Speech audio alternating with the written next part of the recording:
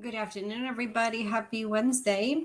Today is June 19th, and coming to you live for another interesting discussion on a couple of topics that I think are interesting and serious, definitely serious to discuss, that's for sure. So today, I want to share with you a couple of things that I read in the Kiplinger magazine that I saved for a discussion for later on the topic of longevity. And I think that this is going to become more and more known and definitely discussed further and more in depth. So I wanted to kind of get a head jump on it and talk to you a little bit more. So the example that I want to give you was that in one or two of my videos, instead of using the typical average of what you can see right now, that the experts are saying is that the gentlemen are going to live until their mid 70s and women are going to live until about early 80s. What I have mentioned is that the goal is for you to live in your 90s until you're about 90. And some of you had interesting comments to say that you said, I'm not sure where you're getting those comments and why is that. And I can tell you that in all the research that I do in preparation for my videos and the information that I share, I see more and more the experts that are cautioning for a lot of us who are heading in the direction of retirement planning to go ahead and take into the consideration the fact that there's a very, very good chance that you are going to live longer than what the experts are saying right now, which is mid 70s and maybe 80. So that's what I wanted to share with you, is just some of the statistics and how knowing that you're most likely going to live longer is going to affect your plans for your retirement. So I am a few years away from planning. However, this is something that I am very much interested in learning, because I am in a group of people who likes to be proactive, who likes to plan ahead. I like to have some basis and some kind of system around knowing that when the time comes for me to make my plans and then put them into action, I know exactly all of the facts, majority of them, that I can use to pencil in. So the first article that I wanted to share with you, and I will link both of them in under this video when we're done, is this fact. So first of all, what I thought was interesting was that when Social Security was originally established in, I believe, around 1930s, the belief was that you were going to retire around the age of 65, and then you were going to live maybe for a couple more years, right? That was it. However, as you can imagine, between 1930s and now here we are 100 years later, the lifespan has increased dramatically. And now what everybody's saying is that you're going to retire around the age of 65. And then the projection is that you're thinking you're going to live another 10 to 15 years. And what the experts are saying, because of the advances of technology in medicine, you really should be planning not for the next 10 to 15 years, for actually an extra 30 years. If you're retiring when you're 60 and 65, there's a very, very good chance, because of the advances in the technology and the advances in medicine, that you're going to live for another 30 years. And here's the perspective on that is, let's say that you started working when you were 20 and you worked for 40 years and then you retired right around 60. And that means you're going to live for another 30 to 35 years, if not more. That's almost the same length of time as that you were working. So how is that going to make a difference in your retirement planning when you know that you have to most likely plan not for 15, 20 years, but actually twice as much? Because that changed the way you're going to be thinking and figuring out your calculations. So that's my goal for today, is to give you that food for thought, so that way you can take that back and decide for yourself on what makes sense for you and how you need to maybe adjust your expectations and adjust your calculations. So the increased life expectancy means that most people will necessarily need to save more money for retirement, and more money they're going to need to have preserved to help avoid running out of money, which is the biggest concern that a lot of us have. So There was a retirement confidence survey that was done in 2019 that actually was conducted by Employee Benefit Research Institute that said that more than half of American households are at risk of running out of money in retirement due to lack of savings and the predictability of the stock market. And only 42% of Americans have tried to calculate how much money they will need to have for retirement. The fact there's only 42% of Americans that are actually thinking about this is very, very scary. If you think about it, based on the numbers that I just gave you, you have to plan for another same amount of time as you were working to live in your retirement. If you're not taking this information seriously, I don't know what else is going to really jolt you. And I understand how it can be hard for a lot of people because you live now and you're thinking about the expenses that you have now and the things that you want to do now, right? You are trying to address and you're running around and your life is happening around you every day. A lot of the time it's very hard to think about the things that are going to happen in 20 and 30 years. Yet making these plans now and realizing that right now taking the time to do this is extremely important. So that's my game plan, I think, and it's one of the reasons why I have the videos and the information that I'm sharing with you is because this is how important I believe in providing the information to help you with making these plans and creating the best golden years possible that you can have. So what I also found interesting was a perspective that this particular financial advisor was talking about are the things that most of Americans invest money in to help them with planning for retirement. A lot of us are thinking about the stock market and investing our money in different vehicles to make sure that the stock market helps us. Yet at the same time, if you think about it, stock market is something that we absolutely, completely have no control over about how it's going to move because it's all about different things that are happening in the economy is what's driving the stock market. So a few things that are going to be out of your control, the big three that he's mentioning are inflation, the market, most of it the stock market, and the taxes. So I want to unpack those couple of things that he mentioned and put some things in perspective that yes, although there's a lot of things that you cannot control when you're making plans for retirement, there are some things that you can do that are fully in your power to help yourself to have some kind of framework so that way you're not very much anxious. So the first one is whenever you're saving money and they're not sitting in your stock market or in your retirement accounts, let's say you have some money in savings, let's say you have rainy day fund, which I'm a big believer on having at least 6 months, that money absolutely has to sit in a high yield savings account, which is supposed to be paying you between 4 and 5%. If you have money in some of your local banks and the big banks that are out there and they're paying you less than 1%, you are actually losing money every day because you're not even having that money pay and step over what the current inflation rate is. So that's what I want you to think about. I think one of the first steps that I would do is take a look and see is what is that interest rate that you're getting for your checking and your savings account, and making sure that if you're not getting those funds, you need to find some online checking accounts from banks as well as absolutely savings accounts, and that is where you should be keeping your money. I'm going to also put some recommendations for the companies that I do use as well and some of my other clients as well to help you stay ahead of inflation. So that's suggestion number one.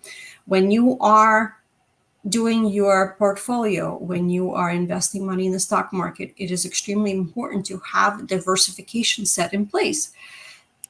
And yes, when you're thinking about it, when over the long term, the stock market is going up, although it fluctuates on a regular basis daily. If it has had coffee or not is what I would call it because it's very moody.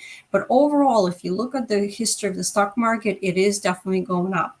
Yet at the same time, that could be a great thing where you don't have to worry about because maybe you're in your 40s and you still have a while to go. Yet as you get closer to your target retirement age, you absolutely need to rebalance your portfolio where more and more of your elections are going to be in the less risky and the less jumpy funds than in those that are going to be more volatile. So you're going to have to do these adjustments at least once a year. You need to put that on your calendar. A lot of the times I recommend to clients to do this kind of in the January as part of your general reset that you do in your first quarter. So you are going to be adjusting your percentages where, before it was maybe 80% in active stocks and then 20% in something that's safer. As you get closer to your retirement age, those percentages are going to be changing.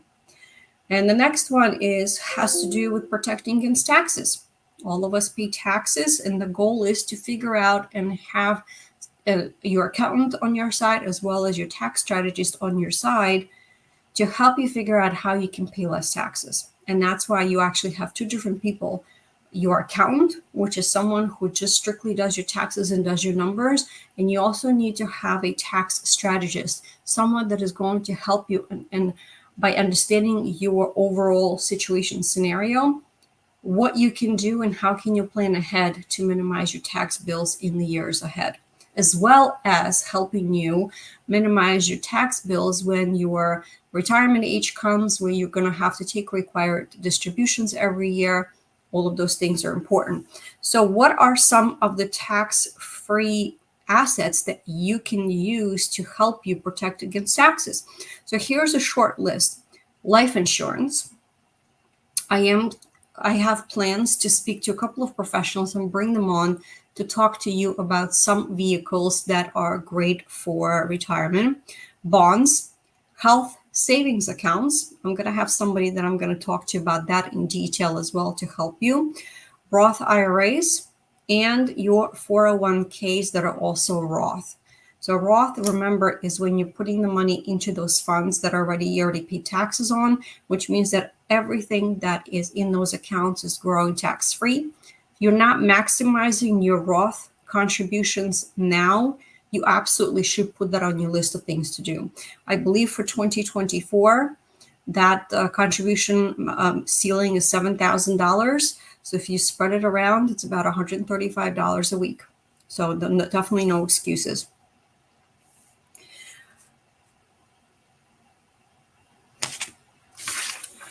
All right. Let's see what else I had that was interesting that I have found. Oh, so that was from the second article that I thought that I found interesting is this.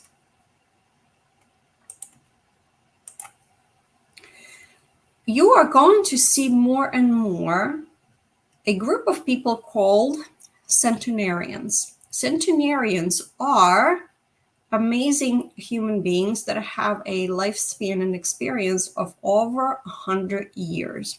And I can tell you that we're going to see more and more of these amazing people. What's going to happen is the projection is for the number of these individuals to increase by 5 times by the time we're heading into the year of 2050. So, which is not that far away, really. We have, we're in the 2024 right now. So another couple of years and you're going to see more and more people that are living longer. It's actually the fastest growing age group. So I thought that was interesting, the group over the age of 85. And what's going to happen is what the experts are talking about right now is you're going to have the 100-years old is going to be your new 70. And that's going to be less than 10 years from now. David Sinclair, a molecular biologist at Harvard University, whose research team successfully reversed aging in mice, told CNN, and I quote, "We have the technology today to be able to live into your hundreds without worrying about getting cancer in your 70s, heart disease in your 80s, and Alzheimer's in your 90s. And longevity expert Dr. Michael Roizen, who's a chief wellness officer at the Cleveland Clinic and the New York Times bestselling author, told Christian Broadcasting Network that by the early 2030s, we will see the increase in the average lifespan around 30 years, making 100 the new 70.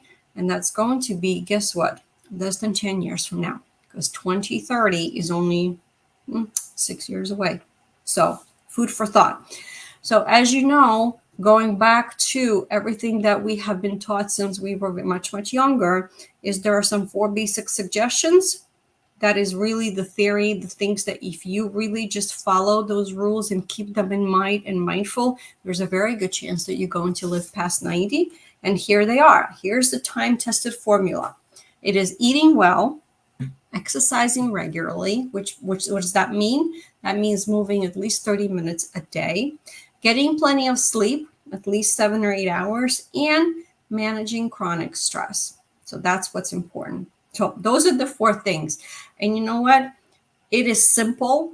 We all know these 4 things, yet all of you, I think, are going to agree that it's absolutely not easy. It's simple, but it's not easy. So, and as you can imagine, stress alone is very, very much affecting our health. And with the technology, it gets more and more stressful because the world has gotten a lot smaller because of the internet, because of the technology. The email and the apps are on our phone. Notifications are now on our phone. And the time for response has gotten smaller as well. People want things faster. The convenience, the speed, the efficiency has become more desirable. And that is also causing people more stress because of the expectations. So going back to what I was mentioning to you is with the funding, a long life is going to require longevity literacy. So I'm encouraging you to do some research for yourself and to decide and think about how it's going to affect you. And I know what some of you are going to tell me, well, my family never lived till 90s. And what I can tell you also based on the research is that it's estimated just 25% of longevity is determined by genetics, according to the National Library of Medicine. So only 25%, which means that the rest of that is environmental factors, it's the technology and the advances in medicine.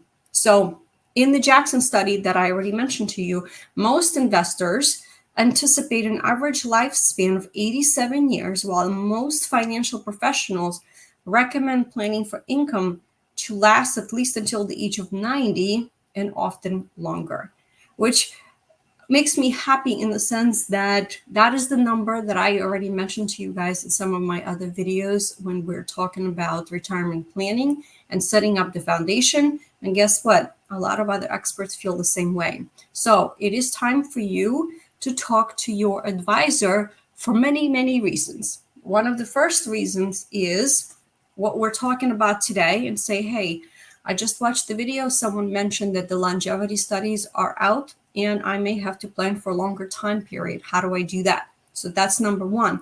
Number 2, it is almost the end of June, which means that you should be talking to your financial advisor and making evaluations of how your first half of the year went. Are you on top of your goals? How are you doing with your savings? Do you need to make adjustments? And when you're talking to your advisor, this is where I suggest to you I call it reverse engineering. And I do a lot of that with my clients in the real estate practice when we're talking about if we have to be somewhere by a certain date. If we have a game plan, we need to do something by a certain month or a certain year. What we do is we reverse engineer and say, okay, if you want to be in your new home in Florida in October, what needs to happen between today in June and that October for us to make that transition as smooth as possible? And then we create a game plan, a plan that pertains to real estate, the game plan that pertains to your finances, as well as to your personal items as well. So a few things that I can suggest for you besides talking to the financial professional, some of the things that you can do at home to get started. If you guys don't have a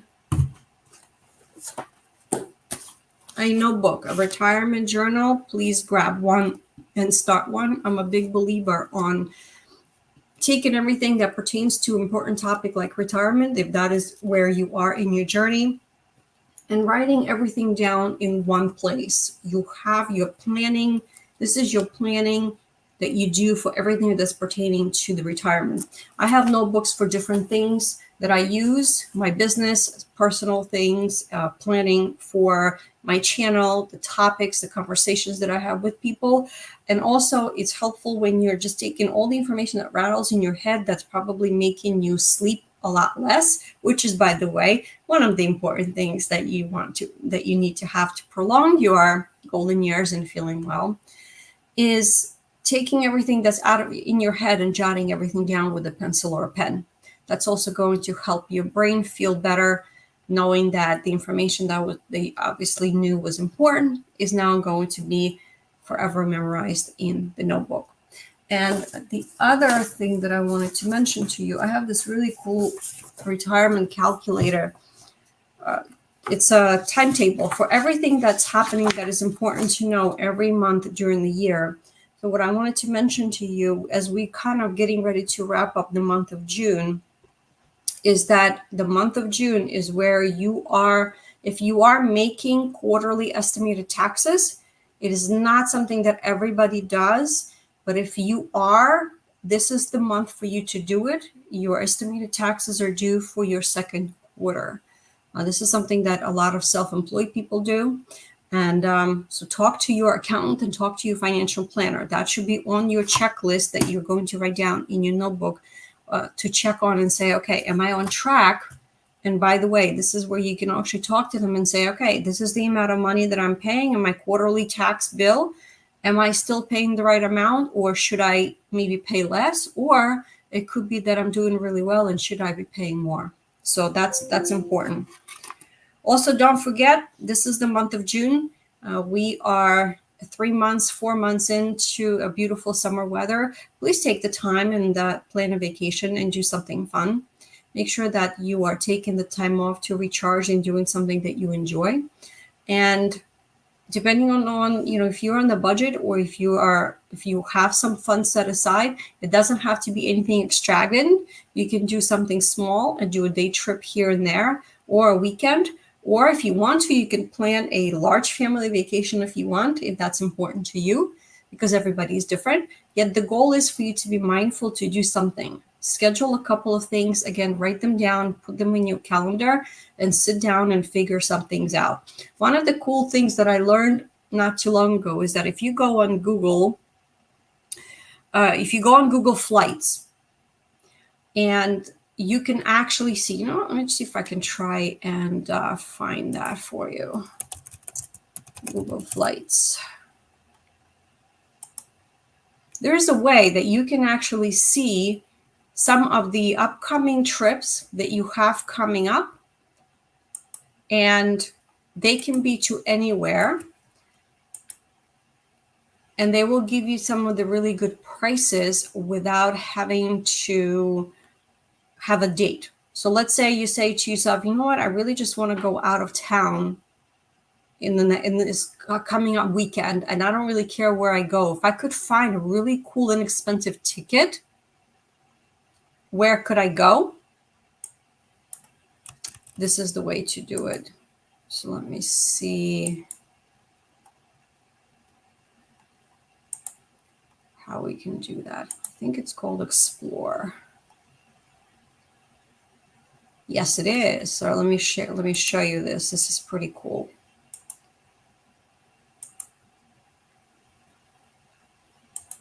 Okay. So you should be able to see my screen. Okay. So when you go on Google Travel, you go on Google Flights, and you hit the button that's called Explore. And what you can do is, let's say I want to fly out of Philadelphia, and you can change this and put this in. Let's say you want to do it this month. This is June, and then you want to come back 26. So you can put in some dates. And this one is going to be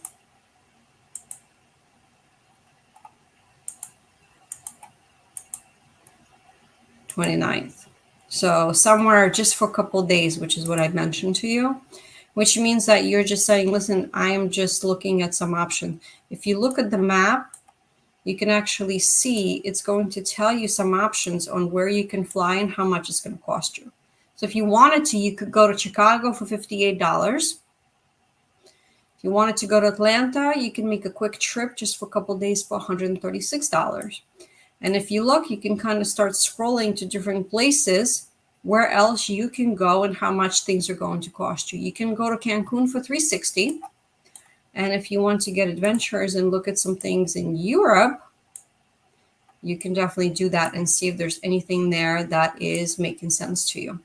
So that's the way to do this, as in doing it, just look at the Explore tab when you are looking up at Google Flights, and it's going to give you some really cool ideas. So let's say you wanted to do Chicago, which is what I was looking at right now. So Chicago, if you click on that,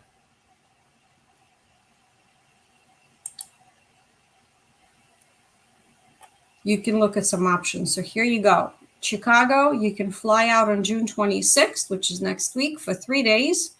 And if you're going for 3 days, you can just do a nice book bag. And I'm a pro at traveling with a nice size book bag that you can fit quite a lot in.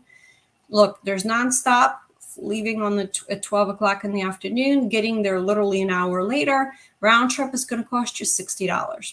So, and then you can look at some other options to see. Then you can always change that as an option. Again, going back to the Explore button. So just food for thought because of where we are in the year. Also June, let me stop sharing. Okay. Also the month of June 28th is a National Insurance Awareness Day. If you guys haven't reviewed your policy since last year, your homeowner's policy, as well as your auto insurance policy, this is the time. I know this is a sore subject because none of us want to think about it. All we want to do is just get that renewal and look at the increase in our premium, sigh, and kind of just file it away. I get it. However, it really is helpful for you if you shop for your policy every year. You want to shop with different carriers, not just the ones that you hear commercials on TV, but actually contact a really good insurance broker who can shop all different kinds of carriers, including the ones that don't advertise, but are a lot of the times are actually better. And ask them, this is what I'm looking for in my limits on my policy. Who has what offered? What are some of the premiums? And you might be surprised. You might get better coverage, or you might keep the same coverage and be able to save yourself on your costs for your insurance. So homeowners, as well as auto policy, you should be shopping every year. This is what I typically recommend to my clients to do in your first quarter. First quarter is when you kind of do a reset, when you get started for the new year, and you look at some of the things, including making your plans for the new year, talking about vacations, and also looking at your insurance. So if you haven't done that yet, don't worry. This is why you have the notebook, so jot it down. And if you need some recommendations on who to call, I have, of course, some broker recommendations that I can give you that are just great people to work with. And they work in different states. I actually have 2 of them that I myself shop with, and then I recommend them to my clients that I can also recommend to you as well. So that's what I have for the month of June in terms of recommendations for what needs to get done. So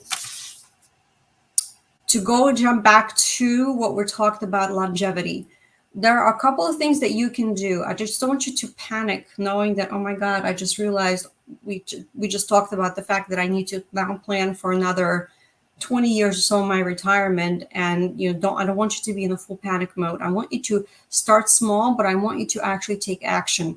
So don't think that you can't get it done. You absolutely can. And to do that is by starting small. I think for all of us, thinking about the retirement, which is going to be either half of our lives or 30% of our lives that we still have to live and enjoy ourselves, it looks like unattainable, huge, like Mount Everest, that we just don't know how to climb. And I'm here to tell you that if you plan and start earlier, as early as you can, you absolutely can have the best retirement ever. So how would I start? I would recommend that you do a couple of things. Number one, Social Security Administration actually has a life expectancy calculator that I'm going to link for you, that you can start there. Use the calculators that that website provides It's easy. It's already built in there. So put in the information and be very truthful with yourself, because I did one for me. It's going to ask you, how are you feeling? Do you smoke? Do you drink? And how is your health? Because that is going to be one of the most important factors. So be honest with yourself and put that information in your calculator. When I did mine, let's see what it said. So I did mine on an actuarial one, which is just another one that I saw in the article. And they told me that my probability living to age of 85 is 80%, to 90 is 60%, and then it goes down to 40% for me to live to 95. So I put in my information based on my own uh, uh, evaluation of my health. So I suggest that you do that for you. And it doesn't matter what age you are, you can do it at any time. So that's number one. There's a couple of different calculators. I'm going to link all of them so you can kind of test them out and see which calculator you like better or not, because they're all going to be a little bit different. Next step, go on Social Security if you're on there, if you're not on there now, and figure out your Social Security benefits. There is a very good chance that they're still going to be there. I know there's some talks about Social Security fund completely drying out by 2035. I don't think it's going to happen, because just like this happened back in 1980s, they waited until the last minute, yet then they put the reforms in place. They made some changes and everything went back to where it needs to be. So the fund is not going to be allowed to dry out, because it's just so important, especially because of the baby boomer generation. People are retiring every day. There's tens of thousands of boomers that are retiring every day, and that number is only going to increase, which means that it's going to be a more important topic and a focus for the government to take care of. So that's where I think that's going to be. It will be taken care of, and we will know more as the time goes by, because yes, there are also procrastinators. They're waiting until the absolute last minute to do something about it. And I did another video, live on specifically Social Security benefits, where they're going to be around 2030 and 2035, and some different schools of thoughts if you wanted to take a look at that as well. And number three, can't tell you how important this is, and I talk about this in every single video. Please do a budget. The budget and figuring out what your income you think is going to be, what your income is going to be, what your rough expenses are going to be based on the area where you're going to be is so important. If you don't have some kind of frame, some kind of structure around where you're going and what you're planning for, how are you going to know what that's going to be? I don't even understand, and I can't wrap my head around me. I am, my personality, I'm a planner. I like to know things. I like to have structure, and I take this into my real estate practice with my clients. I help them plan, and I help them create the foundation and the system that they need to also have a peace of mind.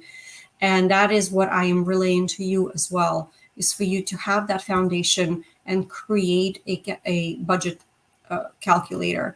I'm going to link one that I have modified a little bit. You can just pick one if you don't have one.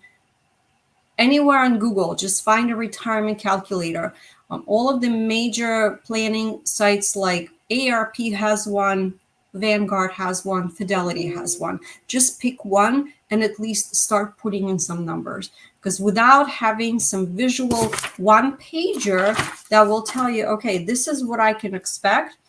And yes, your expenses are going to vary quite a bit depending on where you live in the United States, depending on which state you are, whether your state has taxes on income, whether your state taxes Social Security, and some other considerations. All of those things are going to play into it, and you need to put all of them in there. So, and it's not like you can say, well, it's just one size fits all for the whole country. That is not going to happen. You need to plan for where you're going to live. And if you're going to tell me, Olga, well, I'm not sure because I'm planning on moving, great. Then you may want to have a calculator with tab 1 and say, you know what, right now I'm living in Pennsylvania, and this is where I am right now with what my plans are right now. And then you create a second tab that is going to say Florida. And on that tab, you're going to copy what you have for PA, but you're going to make changes for the things that Florida has, like no income tax, but they also have higher expenses, such as the cost of their homeowners insurance is sky high. Their auto policy is very high. Their utilities, like water, is very, very expensive that you pay for every month. I talk to quite a bit of my clients that live there now, and I keep checking with them and asking them, how is your standard of living? And they're saying it keeps getting more and more expensive, that a lot of retirees are actually thinking about leaving Florida now, which is actually a topic for another video for another day that I am working on. So that way I can also pass that information to you, because if you look at some of the research that was done for the top 10 states to retire, Florida is, of course, in the top. Absolutely. However, when you dig down deep, some of those expenses are really, really big. And a lot of the retirees are not able to afford living in Florida. And a lot of them are thinking about relocating.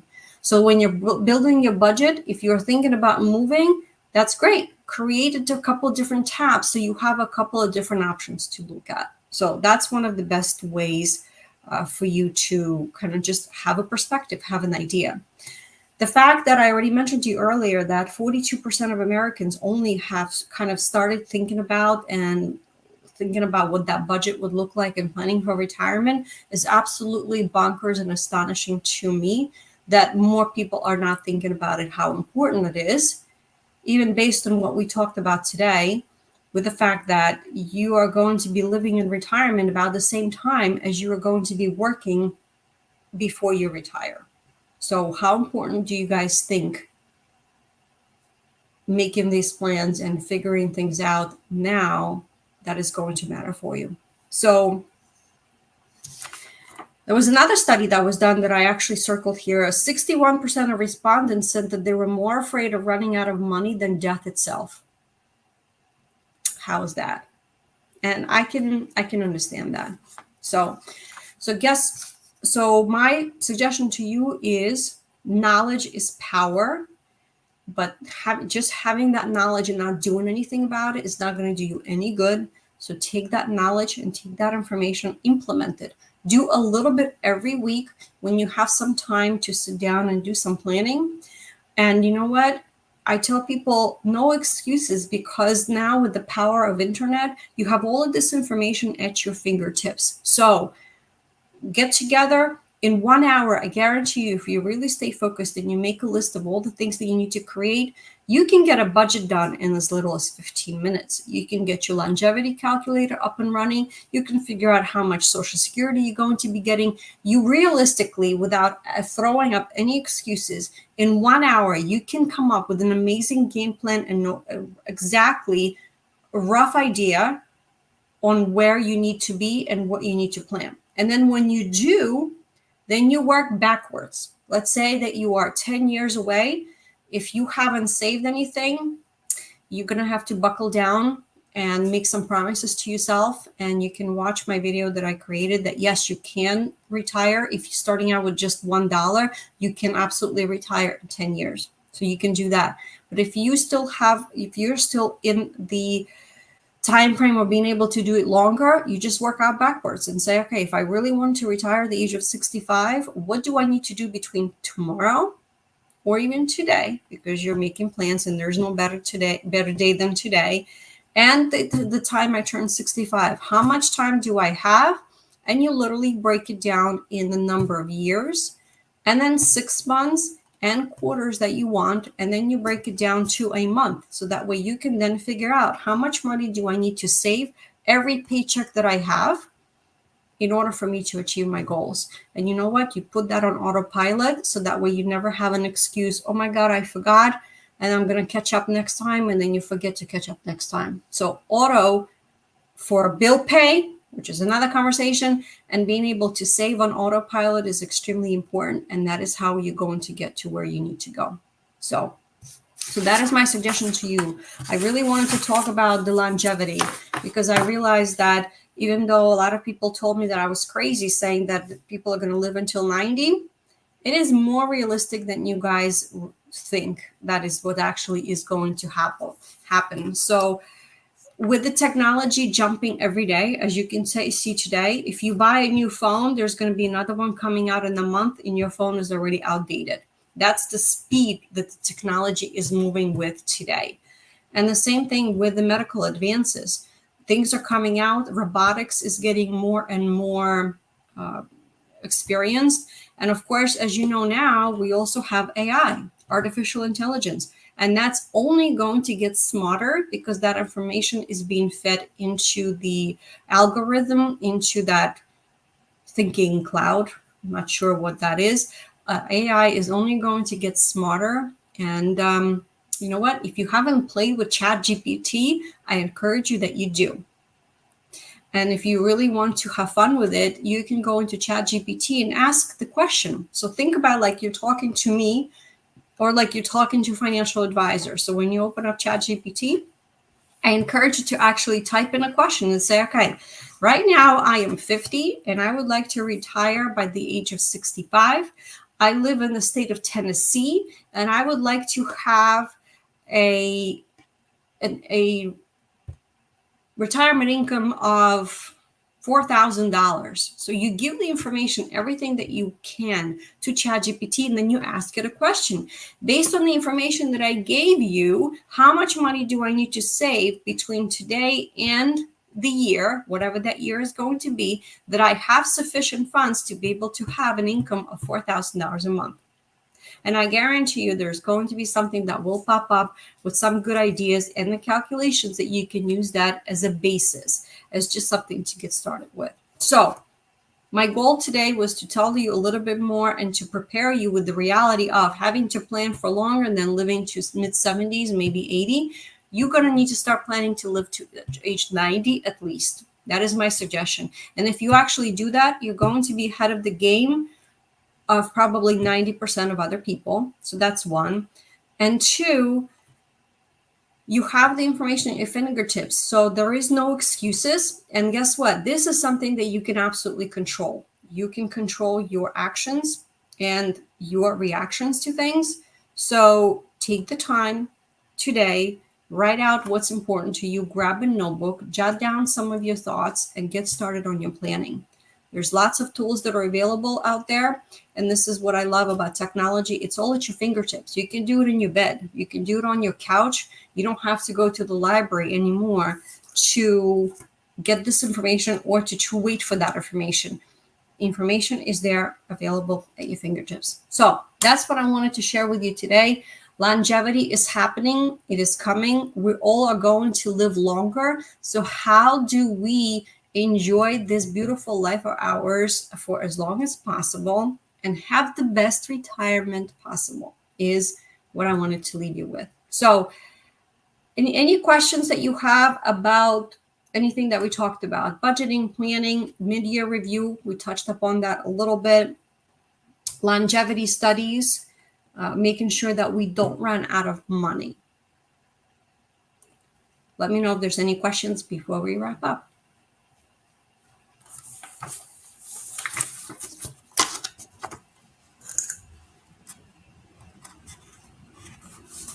All right. Well, if no other questions, thank you so much for joining me. I hope that you enjoyed and I gave you some food for thought with this information today.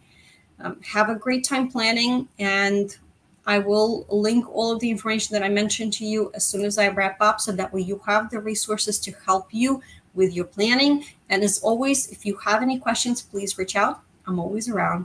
Thanks, everybody.